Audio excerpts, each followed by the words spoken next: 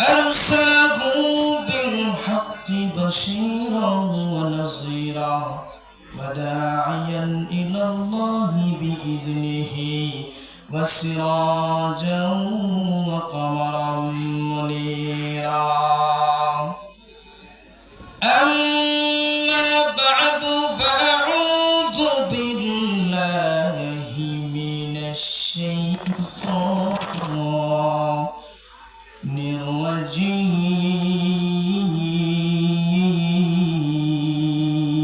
الرجيم بسم الله الرحمن الرحيم وما خلقت الجن والإنس إلا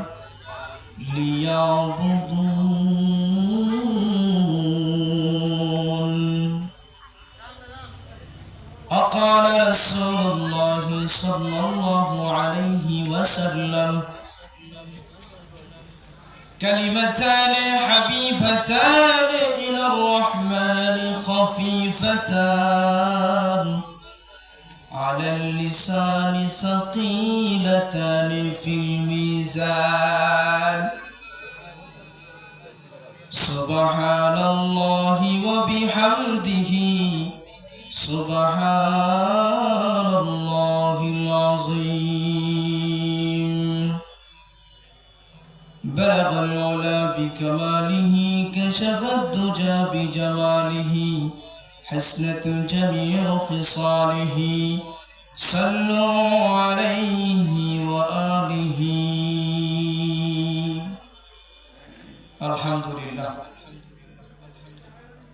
সমস্ত প্রশংসা মহান আল্লাহ পাক রব্বুল আলামিনের দরবারে লাখ কোটি শুকরিয়া যেই মহান আল্লাহ পাক রব্বুল আলামিন আমাকে আপনাকে আল্লাহর জান্নাতের বসার ও তৌফিক দান করেছেন সকলে বলি আলহামদুলিল্লাহ যেই মহান আল্লাহ পাক রব্বুল আলামিন আল্লাহর জান্নাতে আগে আগে বসার তৌফিক দান করেছেন এইজন্য তার কালিমাতুশ শুকর আদায় করি বলি আলহামদুলিল্লাহ আসলে বেশি সময় নাই আমি সংক্ষিপ্ত বয়ান করব তারপরে চলে যাব অনেক বক্তা আছে আল্লাহ পাক রব্বুল আলামিন বলেছেন কোরআনের মধ্যে ওয়া খালাকতুল জিন্না ওয়াল ইনসা ইল্লা লিয়াবুদুন জিন এবং মানুষকে সৃষ্টি করেছি শুধুমাত্র কেবলমাত্র আমার ইবাদত করার জন্য ভাইরা বন্ধুগণ আজ আমরা মনে করি দুনিয়া মানেই হলো রং তামাশার জায়গা কোনদিন কি ভেবে দেখেছি কে আমাদেরকে সৃষ্টি করলো কেন দুনিয়াতে পাঠাইলো কোন উদ্দেশ্য পাঠাইলো মুসলমান ভাইরা আমার বন্ধুগণ আল্লাহ পাক রব্বুল আলামিন কোরআনের মধ্যে বলেন ওয়া খালাকনাস সামাআ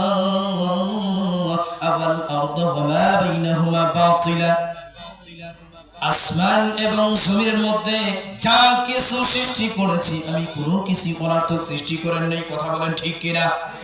ও মুসলমান ভাইরা আমার বন্ধুগণ আল্লাহ পাক রব্বুল আলামিন আমাদেরকে সৃষ্টি করেছেন শুধুমাত্র কেবলমাত্র তার ইবাদত করার জন্য আল্লাহ পাক রব্বুল আলামিন শুধুমাত্র কেবলমাত্র আমাদেরকে সৃষ্টি করেছেন কথা বলেন ঠিক কিনা যেই আল্লাহ আমাদেরকে সৃষ্টি করেছে সেই আল্লাহর যদি ইবাদত না করি আমার আল্লাহ রাগান্বিত হয়ে যায় কথা বলেন ঠিক কিনা আমার বাকুটিয়ার যুবক ভাইরা আমার বন্ধুগণ এখন আমাদের প্রশ্ন আছে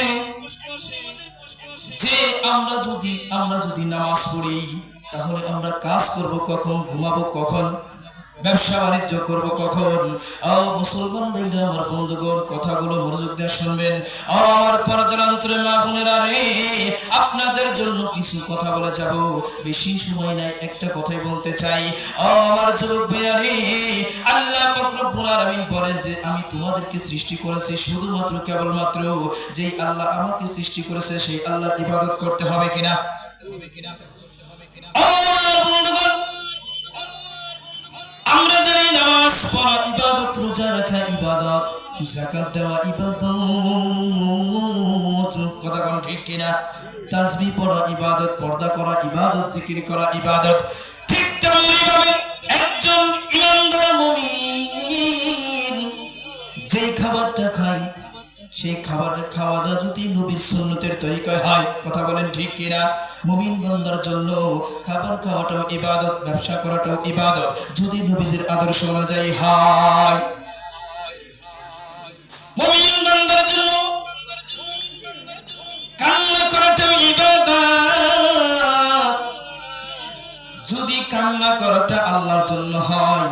মুমিন বান্দা যা করবি সবই আল্লাহর জন্য, কথা বলেন ঠিক কিনা? ও বন্ধু,